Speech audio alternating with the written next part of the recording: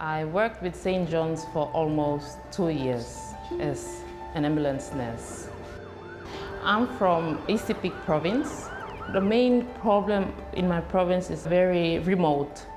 Pregnant mothers are dying because they can't get to the nearest health center to deliver their babies. Let's go. My first career was working in the hospital, which I felt was a bit stagnant for me. And the way I see St. John's, the way they were developing, it interests me with pre-hospital care. I've worked my whole career in the emergency department, so I've seen the transition of the pre-hospital and ambulance service. It existed literally like a taxi service where on an ad hoc basis, they'd get a call out, transport the patient without any monitoring, maybe on the back of a stretcher if they were lucky, and then onto the hospital. Hand them over, but not really hand over because there wasn't any structure in place. Back in 2015, we had about 2 or 3 ambulances. We had only one phone operator who was also the dispatcher and the call taker. Nowadays, every ambulance has a defibrillator and oxygen and medicines that are used to provide a higher level of care, which fortunately we're seeing is resulting in better survival.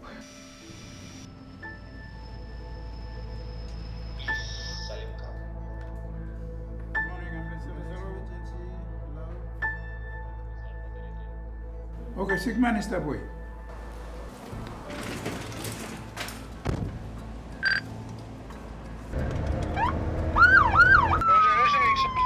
Patient is currently bleeding.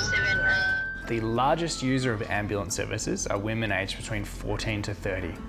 And the 2 most common reasons that we're called to assist is obstetric emergencies and trauma. Trauma affecting men and women, it's a problem that the service has to face every single day. I generally get called to critical cases like motor vehicle accidents, a person in a very severe pain, any fitting or seizures. We attend to these cases. We also attend to major traumas, life-threatening bleeding, all these snake bites. I always try to calm myself and reassure myself that I can do anything that comes my way.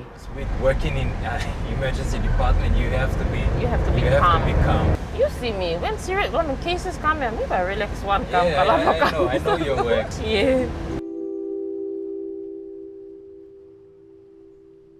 Moresby General Hospital is always at overcapacity. We've got a set number of beds. We always have overflow, and so when the discussions surrounding COVID had risen, we already didn't have space enough to cater for all other emergencies that did present. This became an escalating problem. When we had the second surge, the designated wards had quickly filled up. We were suffering what you'd call ramping, ambulance ramping. We were starting to see that happen here, and we were fearful that as the number of patients continued to increase, that ramping would become so extreme that we wouldn't be able to reach patients for several hours. The volume was very high, and so the stresses were high. Everyone put on a brave front and still kept turning up for work.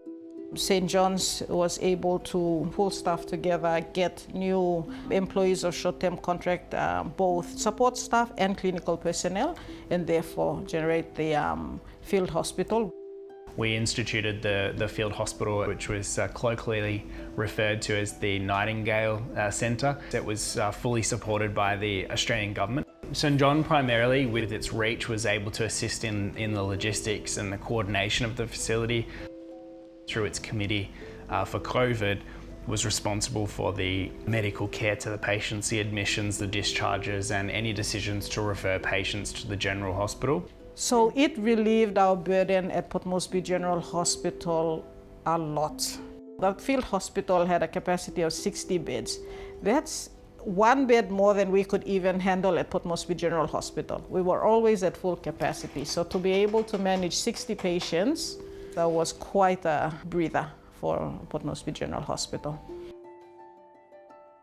people are telling me they're astounded that the ambulance turns up so quickly, that our ambulance officers are so caring and professional in the way that they carry out their duties.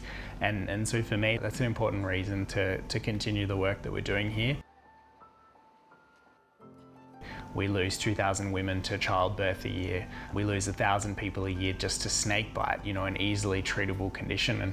And sadly, the reasons people are dying from childbirth, the reasons people are dying from snakebite is that they're not able to access the right level of healthcare that they need in the time that they need it. St. John's Ambulance Service is designated as the National Ambulance Service. At this stage, we are not present across the country in 22 provinces. So that's our big objective. We don't have this type of service back in my province. St. John's being established in all 22 provinces of Papua New Guinea, that would be really, really great.